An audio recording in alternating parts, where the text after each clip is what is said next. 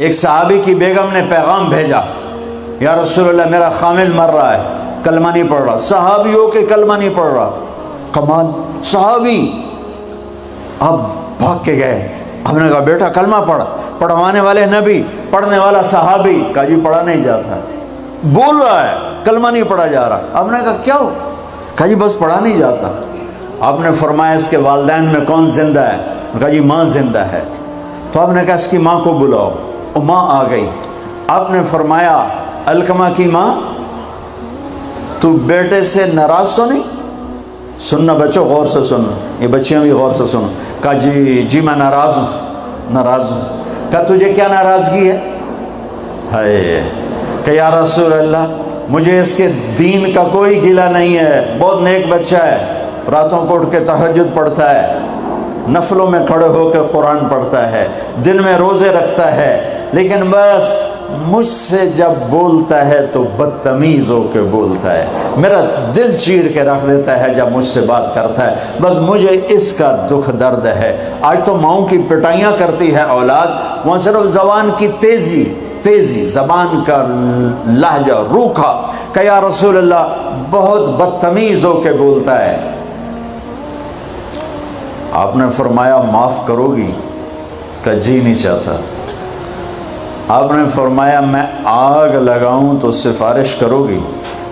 کہا جی آگ میں تو نہیں دیکھ سکتی، سفارش کروں گی۔ آپ نے فرمایا اگر تو نے معاف نہ کیا تو یہ مرتے ہی اللہ کی آگ میں جلے گا، اس کو صحابی ہونا بھی جہنم سے نہیں کوئی بچا سکتا۔ حالانکہ قرآن کہتا کُلًّا وعد اللہ الحسنى، اے میرے نبی میرا وعدہ ہے تیرے تمام صحابہ جنتی ہیں، لیکن میرے نبی نے کہا سن لے، تو نے معاف نہ کیا تو یہ سیدھا اللہ کی آگ میں جائے گا۔ سفارش کرتی ہو، معاف کرتے ہو؟ کہا جی میں اب معاف کرتی ہوں۔ آپ نے کہا بیٹا لا الہ الا اللہ کہہ۔ اس نے کہا لا الہ الا اللہ اور جان نکل گئی۔ آپ نے اس کا جنازہ پڑھایا، اس کے دفن میں شریک ہوئے، اور پھر اعلان کیا اس کی قبر پہ کھڑے ہو کر جس نے ماں باپ کو دکھ دیا اس پہ اللہ کی لعنت، اس پہ فرشتوں کی لعنت، اس پہ زمین آسمان کی لعنت، ان کی نہ نماز قبول ہے، نہ روزہ قبول ہے، نہ صدقہ قبول ہے۔ یہ ناکام انسان کی شکل ہے۔ بچوں یہ ہونے والا ہے، اللہ کی قسم کچھ تیاری کر کے مرنا ہے۔ اللہ آپ کو بڑے عہدے دے، بڑی ڈگریاں دے، بڑے کاروبار دے، ہماری تو خوشی ہوگی، ہماری نسل پروان چڑھے، عزتوں کی بلندیاں چوٹیاں طے کرے، پر جب تک اچھے انسان نہیں بنو گے نہ دنیا تمہاری ہے نہ آخرت تمہاری ہے۔